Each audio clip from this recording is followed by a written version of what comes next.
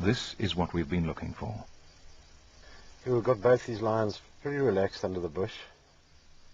They focused on me, definitely haven't gone to sleep. So what I'm going to do is sneak out this side of the car, keeping my body hidden behind the vehicle. Once I realize that they're completely relaxed with me outside the car, I'm going to get down on all fours and crawl towards them, and that should create some interest, and hopefully it's not too much interest. There's no written recipe on how to approach lions on all fours, so for you folks back at home, don't try this.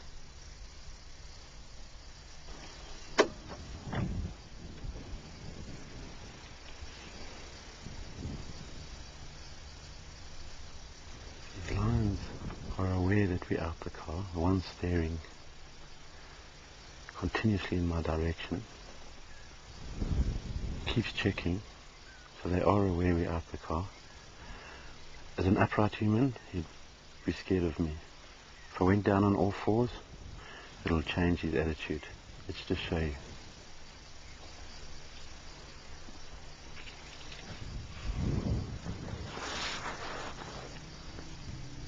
Okay, let's go.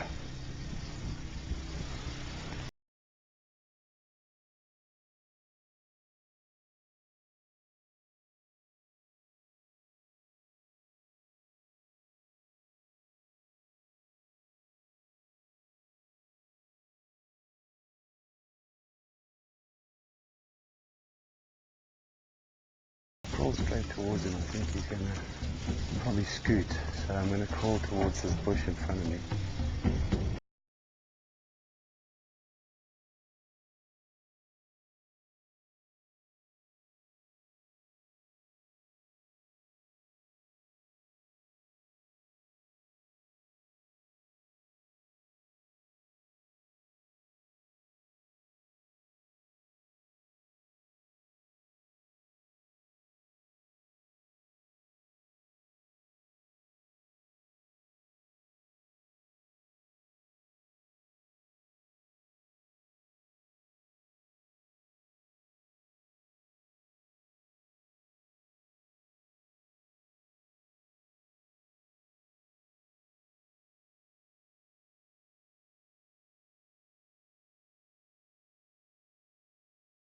The lion rushes Mike now.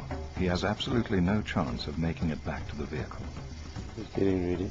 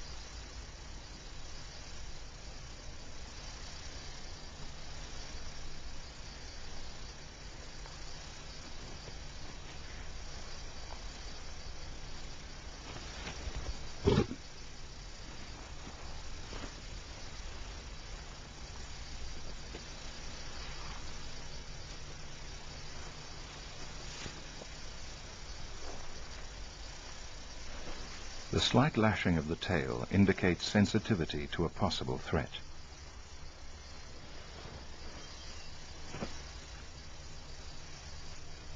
Mike has spoken of floating over the edge of the lion's comfort zone. Whether he can exit safely is another matter.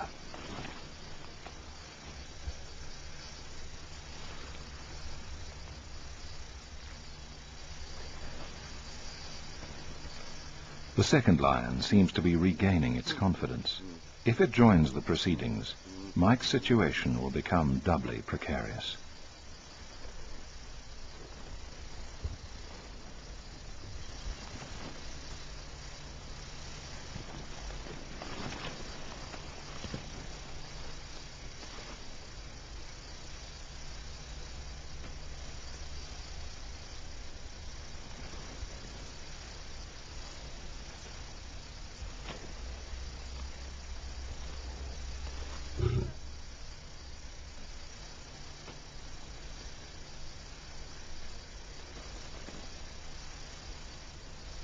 Mike plays the lion along, trying to keep its psyche balanced on the razor's edge between interest and caution, or between attack and retreat.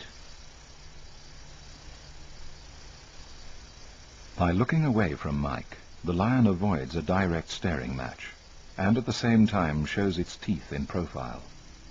The pose is partly defensive, partly threatening.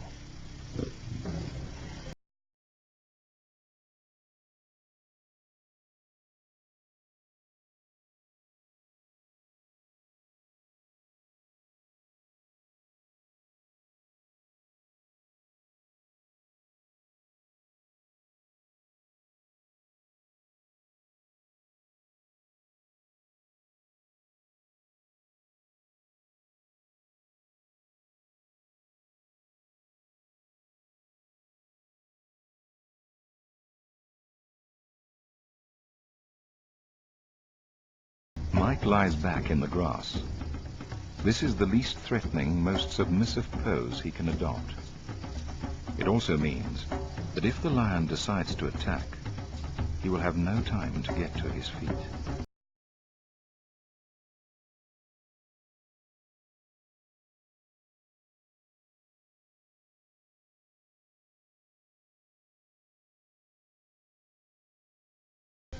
An exploratory jab with a paw could remove Mike's face.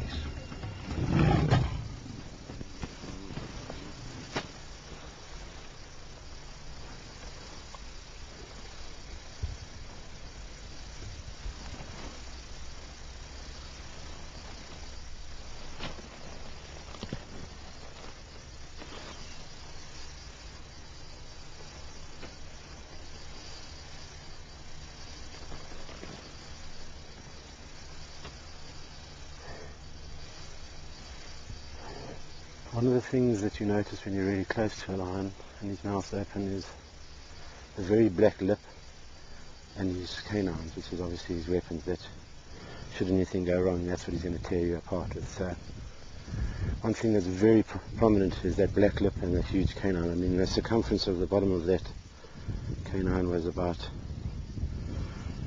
bigger than $1, you know, so very sharp. I could even see the saliva on his lips. And he got very interested in me at the end, came in very close, which probably made him a little more braver than, he was braver than I. I always backed off out of his circle so that I didn't become didn't obvious a prey. You know, if something doesn't move and he comes in and he sniffs, and he likes what he smells, he's going to give you a cuff. And if that cuff knocks you out or injures you, or draws blood, the whole process changes, the cogs go forward, and that's what becomes a kill. So our lion's man-eaters, this morning it didn't look like. He was very interested as a toy or a plaything, but I don't think he saw me as a food source. You can imagine that you can threaten the king of beasts with a toilet roll, and that's simply not to knock him out with or, you know, shed tears, but it's basically an object that if he comes right in and it looks as though he's going to have a go at me, I'm going to use this either to throw at him, to make contact with him, or to throw past him, which will distract him for a second. It'll catch his eye, and in that second, that's the second I need to get myself out of the predicament I've just got myself into. Would Mike be able to